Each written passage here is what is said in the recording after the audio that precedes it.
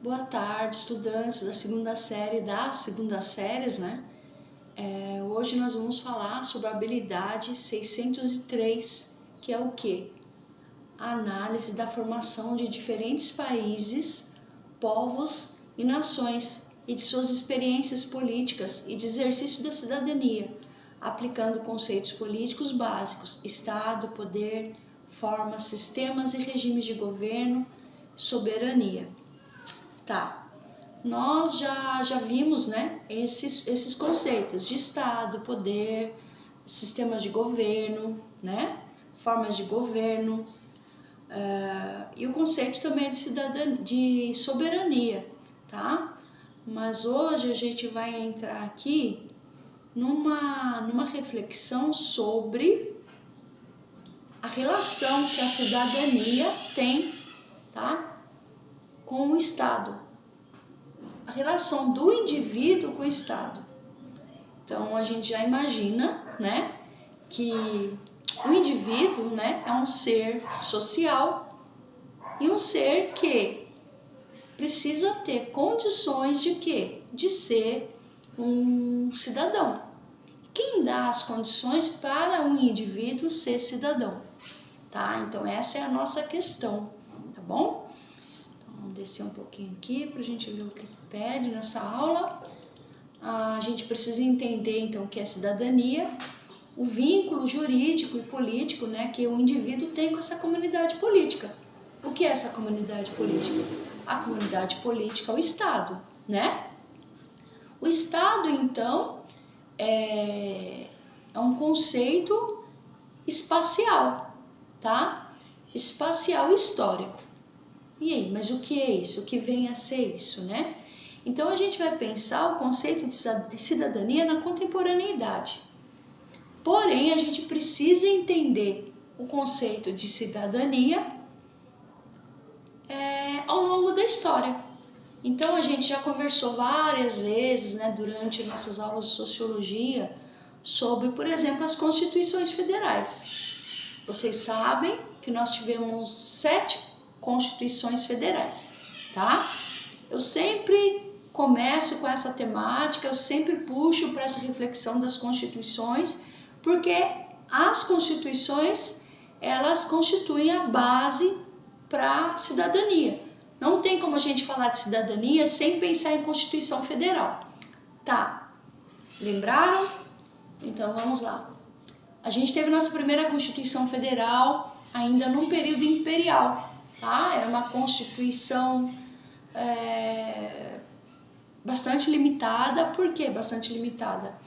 Ela não olhava para as minorias.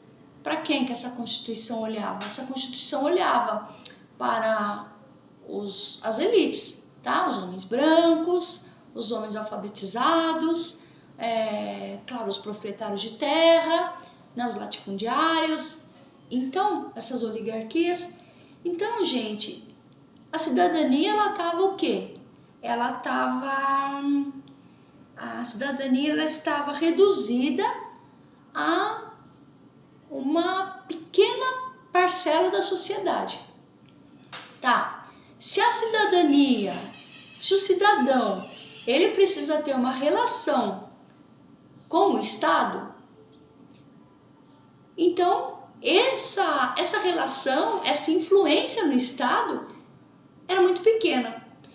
Logo ia prevalecer o quê? Se a gente tem aí um vínculo jurídico, político, né, com o Estado, então esse vínculo das outras pessoas, dos menos favorecidos, seria muito pequeno. Como que o Estado ia ouvir o clamor desse povo se ele não é cidadão, se ele não faz parte das discussões, se ele não tem uma relação com o Estado, tá? Então, tá, 1824. Em 1889 a gente tem a Proclamação da República, tá?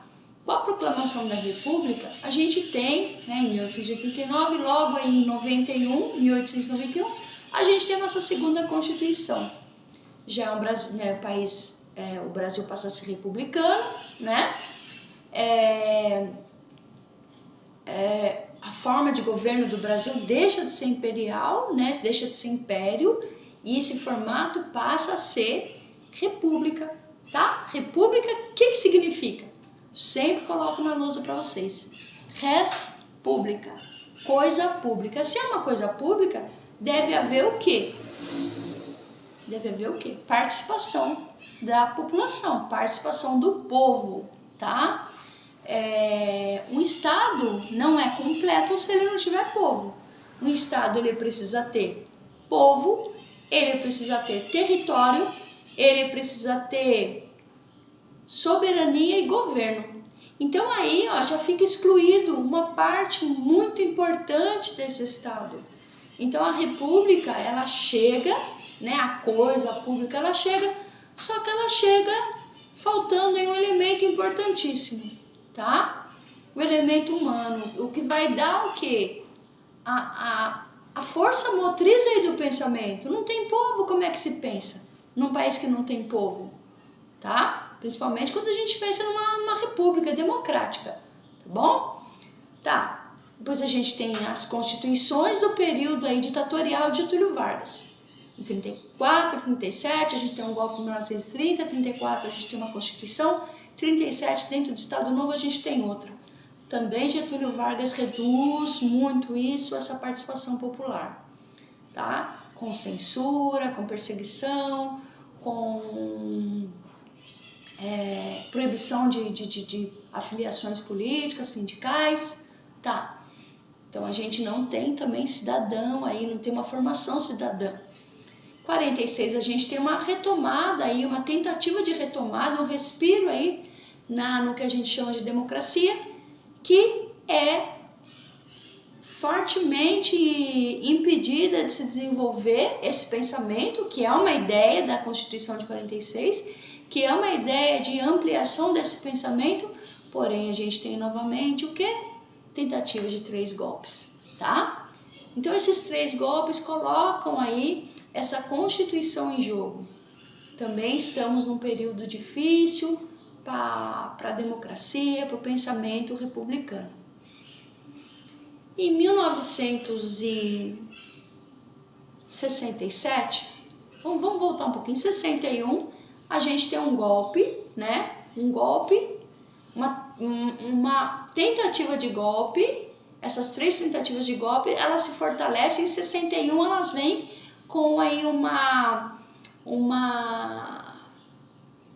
força muito grande que impede João Goulart de governar, tá? Impede João Goulart de fazer aí as suas reformas de base.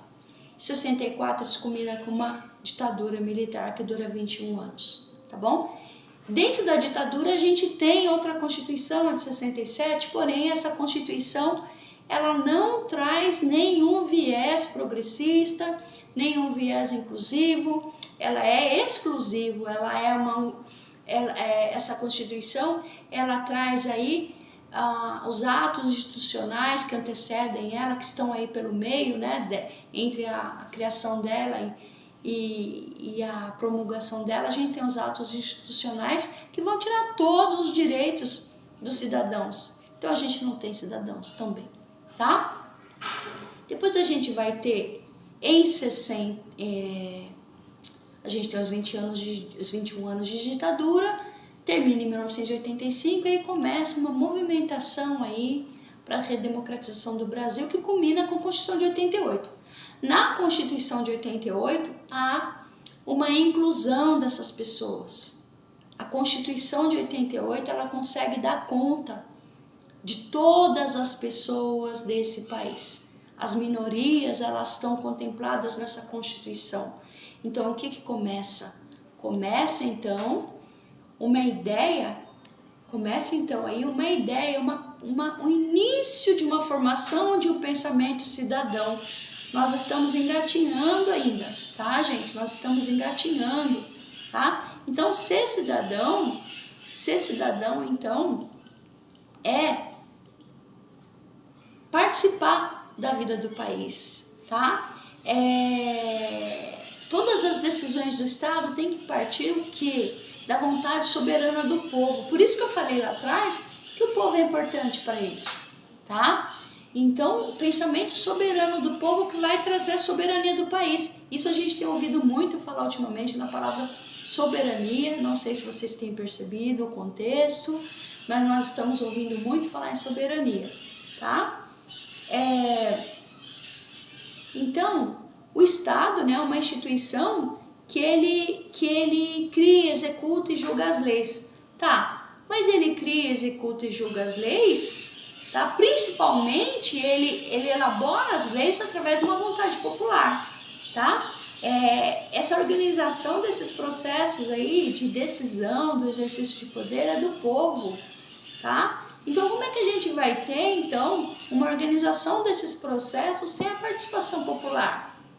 Agora, vocês conseguem entender por que, por exemplo, a ditadura é tão ruim, tá? Porque assim, não existe uma participação popular, e a participação popular se torna criminosa, tá? Então, se o povo vai exigir alguma mudança, o povo não pode se manifestar, o povo não pode ir para a rua cobrar uma decisão injusta, como a gente viu esses últimos dias aí no domingo aí passado.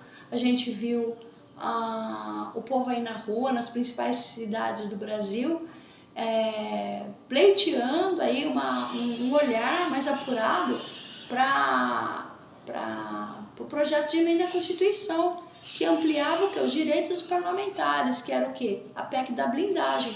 E para o povo, né, o povo estava chamando de PEC da bandidagem. Então o povo percebeu que aquilo não estava certo.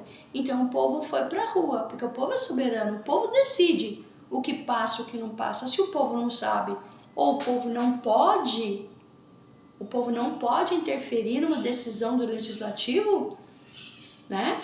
Então, não é um cidadão, ele não é soberano, ele não manda, né? Ele não manda aí na instituição. O Estado, ele é uma instituição governada por nós, tá? Se é uma coisa pública, quem decide, quem é melhor que o povo para saber o que é melhor ou não, mais justo ou não, tá? Então, gente, o indivíduo, né, a relação do indivíduo e o Estado é muito estreita, tá? Deixa eu ver aqui, o exercício de soberania, o que garante essa soberania, o que garante a soberania desse povo, né? O que garante a soberania do povo é exatamente o que? Esse status de povo. O que é ser povo? Qual é a nossa função? Qual a nossa função primeira dentro de um Estado? Tá? Esse cidadão ele precisa ter condições de autodesenvolvimento, ele tem que entender os seus direitos, os seus deveres, sim, os seus deveres. Porém, quais direitos que ele tem? Ele é cumpridor dos seus deveres, mas e seus direitos? E seu respaldo jurídico, tá? O povo também precisa ter, como eu acabei de falar, né? Entender que essa participação aí nos assuntos e discussões coletivas, tá? Ele é o povo que vai fazer com que essas instituições sejam aperfeiçoadas, tá bom? Ninguém melhor que o povo do que para saber o que precisa ser aperfeiçoado ou não, quais leis que são mais importantes, o que está aí em primeira ordem, né, para se discutir dentro de um sistema, tá? Aqui a gente vai ver um pouquinho também da perspectiva sociológica da cidadania, tá? A perspectiva sociológica, vamos ver aqui. A gente vai falar aqui Dalmo Dall'Area, né? Ele foi um importante jurista. Ele vai trazer. Eu gosto muito do Dalmo Dall'Area, eu sempre falo eles. Tem outros aqui, né?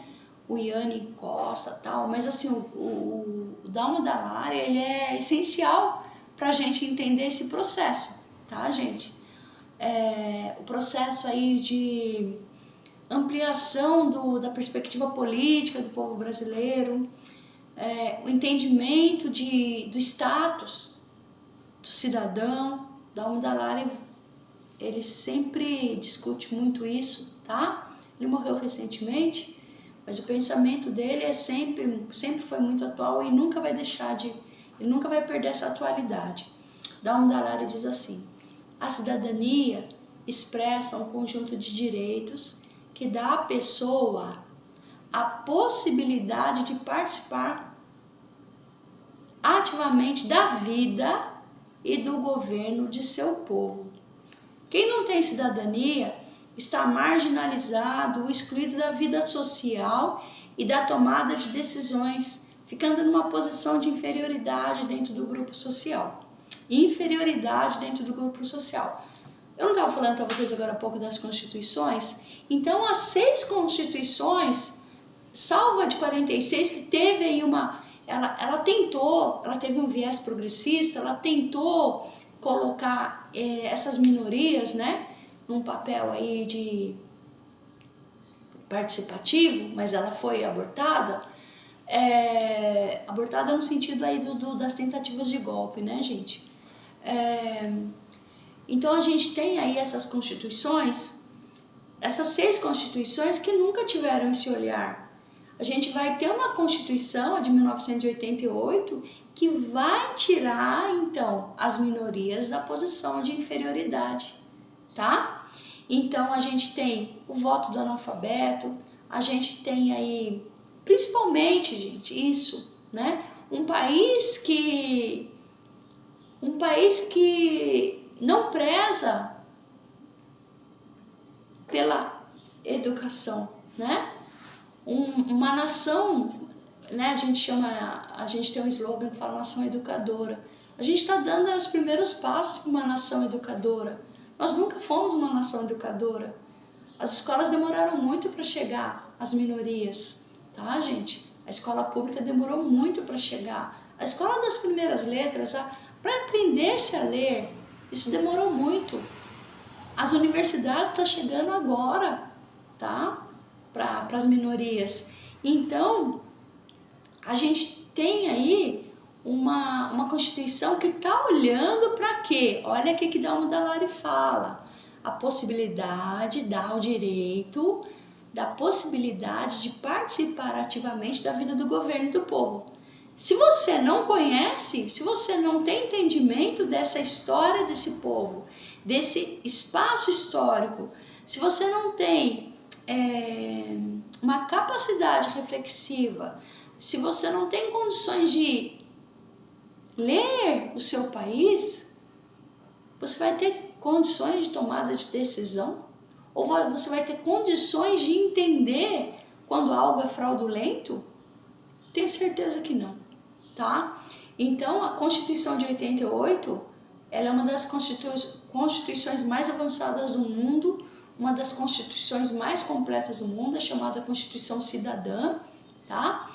Então, a Constituição de 88, ela vai trazer aí, precisamos melhorar? Precisamos. Somos um país, né, que aí a sua história republicana é curta, perto aí dos 525 anos que nós temos, parece que são 136 anos de república. E se a gente for juntar os anos aí de ditaduras, né, a gente tira pelo menos uns 40 anos. E a gente tem uma democracia jovenzinha de 40 anos só, uma democracia que está engatinhando, um processo educador que está engatinhando, principalmente no que tange aí a formação universitária, né?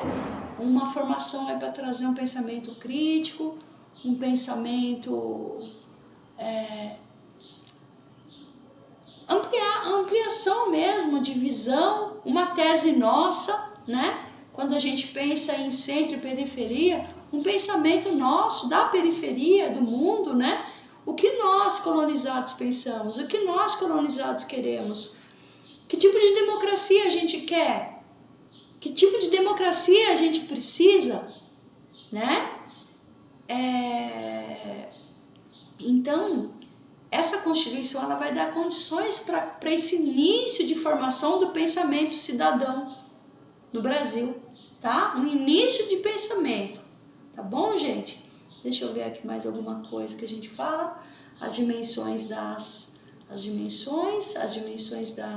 cidadania, que é espacial, né? Dentro aqui do nosso território, o jurídico, o vínculo do Estado com os cidadãos através de leis e normas, e o político definir quem é cidadão e seus direitos. Depende de decisões políticas tomadas no âmbito do Estado em cada país. Então, para nós no Brasil, o que é ser cidadão? Tá? Nós aqui, enquanto cidadãos, a gente tem direito a quê? A gente tem direito garantido pela Constituição à escola pública de qualidade, né? A gente tem um sistema de saúde. Daí sempre, né, quando a gente entra nesse mérito na sala de aula, vão falar, vão criticar. Sim, gente, a gente precisa melhorar muito, mas eu quero que vocês se lembrem de uma coisa. É uma democracia jovem, é uma Constituição jovem, é uma Constituição que nasce de um esforço muito grande, tá? Que tenta e consegue colocar todos, por isso é uma Constituição cidadã, tá? A gente tem aí os primeiros passos. Depois a gente vai ver aqui, ó, a dimensão histórica da cidadania. Sempre a gente tem um quadro comparativo, né? Vamos pensar, por exemplo, aqui no direito à licença maternidade. Suécia, são 480 dias de licença com 80% da remuneração. No Brasil, 120 dias. Tudo bem, gente, é bem menor que na Suécia. Só que vamos imaginar a Suécia, um país desse tamanho, tá? Um país que se beneficiou das ações imperialistas, tá? Então aí é uma diferença grande, né, de 260 dias,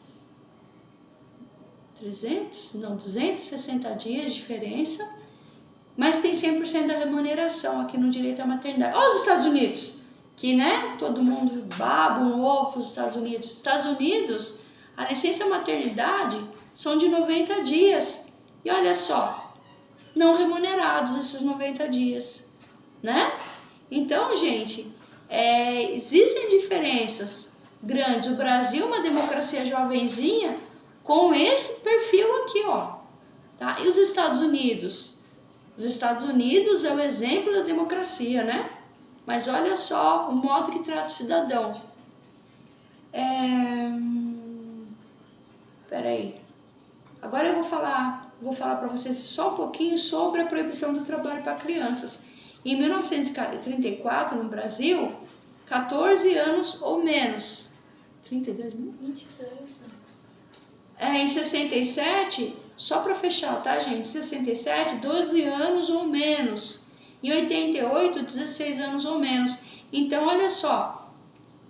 Na Constituição aqui de Getúlio Vargas, a idade, a proibição do trabalho era para crianças até 14 anos. Em 67, 12 anos. Em 88, ali, 16 anos. Então, houve já o que? Um olhar para as crianças que elas permanecessem mais tempo na escola, tá? Então, gente, é isso, ó. Os fenômenos, né, da cidadania são complexos, mas são necessários. São necessários a gente... Eu sempre falo para vocês que os fenômenos sociais, eles não têm respostas fáceis, tá? Então é necessário analisar cada contexto, cada realidade, tá bom? Eu vou passar uma lista de exercícios para vocês e vou passar um link aqui de um vídeo para vocês assistirem sobre cidadania. Qualquer dúvida me procure. Um beijo para vocês. Obrigada.